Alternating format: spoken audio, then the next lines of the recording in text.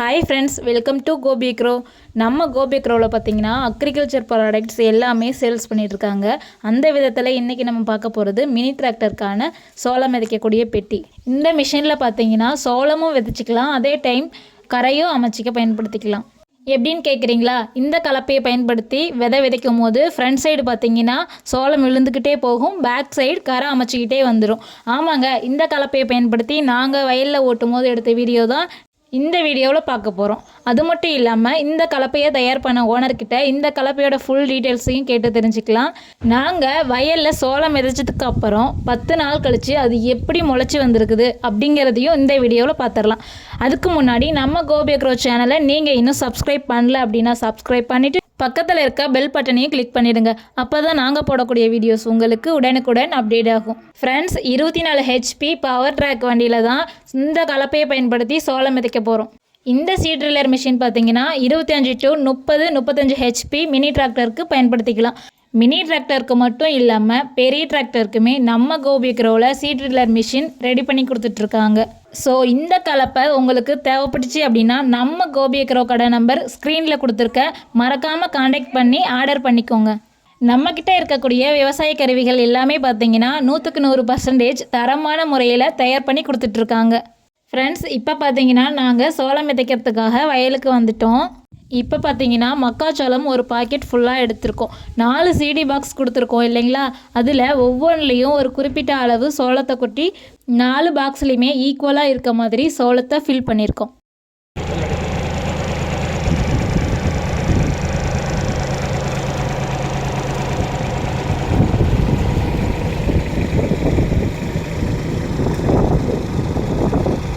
இந்த கலப்பையை பயன்படுத்தி சோளம் விதைக்கும் போது எப்படி சோளம் விதைக்குது, எப்படி கரை அமைக்குது அப்படிங்கிறத வாங்க பார்த்துடலாம்.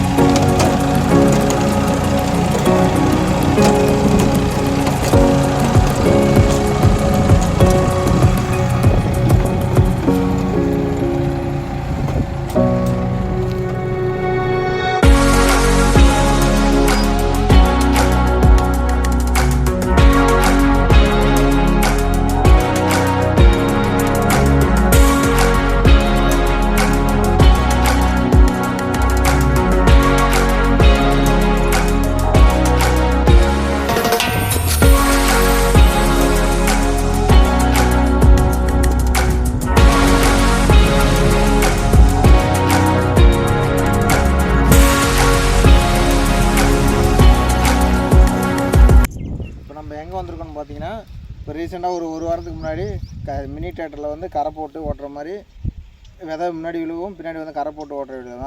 அதோட விதை வந்து முளைச்சது தான் இப்போ வந்து பார்க்க வந்திருக்கோம். இதில் என்ன ஒரு பெனிஃபிட் பண்ணியிருக்குன்னு பார்த்தீங்கன்னா, அந்த கலப்பையில் வந்து பார்த்திங்கன்னா பாக்ஸோட உயரத்தை டோட்டலாக குறைச்சிருக்கும். அப்படின்னா குறைச்சதுனால உங்களுக்கு அந்த கிளியராக ஒரு அடினா கரெக்டாக கிளியராக விழுந்திருக்கும். இந்த சீட் டைப்பை பொறுத்த வரைக்கும் உங்களுக்கு விதை வந்து கரெக்டாக அந்த ஒரு அடினா ஒரு அடியில் அக்யூரேட்டாக விழுந்திருக்கும். முளைக்காத காரணம் வந்து பார்த்திங்கன்னா விதை கம்மியாக இருந்தால் மட்டும்தான் முளைக்காமல் இருந்திருக்கும். தவிர மற்றபடி அந்த ஒரு அடியில் வந்து கண்டிப்பாக விதை வீழ்ந்திருக்கும். நீங்கள் நோண்டி பார்த்தீங்கன்னாலும் கூட தெரியும். இதில் வந்து பார்த்திங்கன்னா எவ்வளோ அழகாக உங்களுக்கு கொஞ்சம் இந்த விதை போட்டதுலேருந்தே தண்ணியை விடலைன்னா மழை பெஞ்சதுனால தண்ணி விடலை. இதுலேயே அவ்வளோ அருமையாக உங்களுக்கு முளைஞ்சிருக்கு, பார்த்தாலே தெரியும்.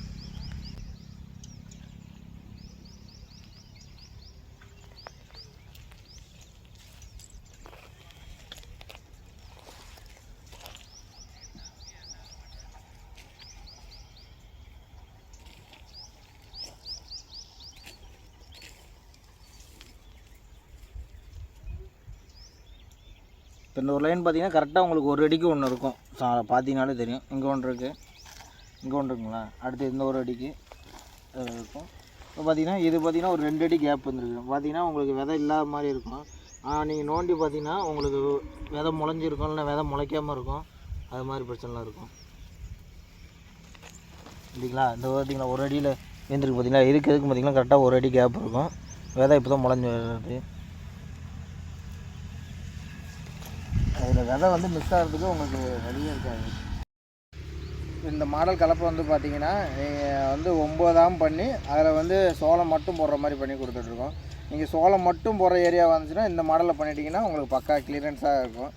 ஏன்னு கேட்டிங்கன்னா உங்களுக்கு இந்த இந்த கலப்பையில் வந்து பார்த்திங்கன்னா அதோட பாக்ஸோட நீளத்தை வந்து டோட்டலாக உயரத்தை வந்து கம்மி பண்ணி கொடுத்துருக்கோம். உயரத்தை கம்மி பண்ணும்போது என்ன செய்யணும்னா, நீங்கள் ஓஸில் போகிற அந்த டைமிங் வந்து உங்களுக்கு குறையும். அப்போ வந்து விதை விழுவும்போது உங்களுக்கு கரெக்டாக அந்த ஒரு அடினா ஒரு அடியில் கரெக்டாக அக்யூரேட்டாக விழுந்துக்கிட்டே இருக்கும். இது மேக்ஸிமம் எத்தனை ஹெச்பி வண்டியில் நீங்கள் ஓட்டலான்னு பார்த்தீங்கன்னா 25 to 30-35 ஹெச்பி வரைக்கும் ஓட்டலாம். ஏன்னா 9ஆகும்போது உங்களுக்கு அதுதான் உங்கள் லோடு வாங்காமல் ஓட்டும். இப்போ நாங்கள் இந்த ஓட்டுற வீடியோ வந்து பார்த்திங்கன்னா 24 ஹெச்பி பவர் ட்ராக் வண்டியில் தான் ஓட்டி காமிச்சிருக்கோம். இது மேக்ஸிமம் எங்கள்கிட்ட 20 ஹெச்பி இருக்குது, 18 ஹெச்பி இருக்குது, அதில் ஓட்ட முடியாதுன்னு கேட்டிங்கன்னா அதுக்குன்னு வந்து பார்த்திங்கன்னா 7ஆமில் பண்ணி கொடுத்துட்ருக்கோம். இதிலே உங்களுக்கு சோளம் மட்டும்தான் போட முடியுமா அப்படின்னு கேட்டிங்கன்னா இல்லை, இதிலே சோளம் கடலையும் போகிற மாதிரி அது இன்னொரு மாடல் பண்ணி கொடுத்துட்ருக்கோம். அப்புறம் நிறைய பேர் கேட்குற விஷயம் என்ன, சி டைப் கரெக்டாக இருக்குமா அப்படின்னு கேட்குறீங்க. அதுக்கானால தான் இந்த கலப்பையை வந்து ரெடி பண்ணி உங்களுக்கு விதை போட்டு முளைச்சிருக்க வீடியோ தெளிவாக எடுத்து காமிச்சிருக்கோம். நிறைய பேர் இன்னும் குப்பி டைப்பே வச்சுக்கிட்டு எங்களுக்கு சரியாக முளைக்கலை அப்படிங்கிற கம்ப்ளைண்ட் பண்ணுறீங்க. நீங்கள் குப்பி டைப்பை எடுத்துகிட்டு நீங்கள் சி டைப்பை மாற்றி பாருங்கள், உங்களுக்கு நல்ல ஃபீட்பேக் நல்லாயிருக்கும். உங்களுக்கு மேக்ஸிமம் நீங்கள் சி டைப் மாற்றினா நீங்கள் வைப்ரேஷன் ஆனாலோ உங்களுக்கு அதனாலும் வயக்காட்டு சோளம் நீங்கள் எது போடனாலும் துணிஞ்சு போடலாம். நீங்கள் இப்போ இது வந்து பார்த்திங்கன்னா வயக்காட்டுக்கு தான் போடுறோம், கரை போட்டுருவாங்க. இதை நீங்கள் வயக்காட்டு சோளம் மட்டும்தான் போட முடியுமா அப்படின்னு கேட்டிங்கன்னா கண்டிப்பாக இல்லை. நீங்கள் மேட்டுக்காட்டு சோளம், அதாவது வானம் பார்த்த பூமி அது மாதிரி போடும்போது எங்களுக்கு கரை தேவையில்லை. அப்படிங்கும்போது நீங்கள் அந்த தகடை கழட்டி வச்சுட்டு நார்மலாகவும் ஓட்டிக்கலாம். நீங்கள் முன்னாடி 4 உழுதுகிட்டே போகும், பின்னாடி 5 ஆம் வந்து மூடிகிட்டே வந்துடும் உங்களுக்கு. அப்போ உங்களுக்கு மேட்டுக்காட்டு சோளத்துக்கு வந்து கரை தேவையில்லை. அப்படிங்கும்போது நீங்கள் தகடை கழட்டி வச்சு ஓட்டிக்கலாம்.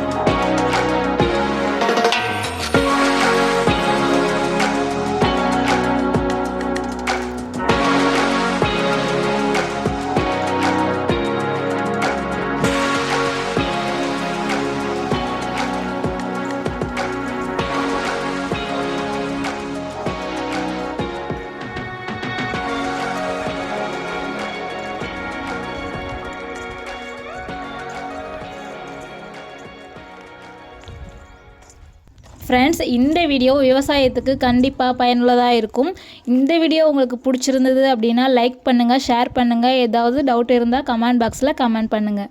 கோபி அக்ரோ கடைக்கு நீங்கள் வந்து விசிட் பண்ணுறதா இருந்தாலும், உங்களுக்கு ஏதாவது அக்ரிகல்ச்சர் ப்ராடக்ட் தேவைப்பட்டுச்சு அப்படின்னாலும் நம்ம கடை நம்பர் ஸ்க்ரீனில் கொடுத்துருக்கேன், மறக்காமல் சேவ் பண்ணிக்கோங்க.